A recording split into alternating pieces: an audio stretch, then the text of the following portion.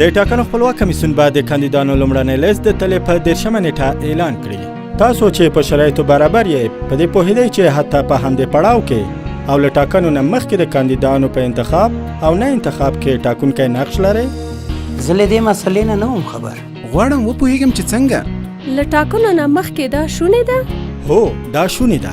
د لومړني لیست له خپرېدو وروسته هر افغان تبع کاندیدان او د سیاسي ګوندونو نمایندګان کولی شي چې په شرایطو د کاندیدانو د نه برابرۍ باره کې اعتراض وکړي او د ټاکنیزو شکایتونو خپلواک کمیسیون ته یې وسپاري.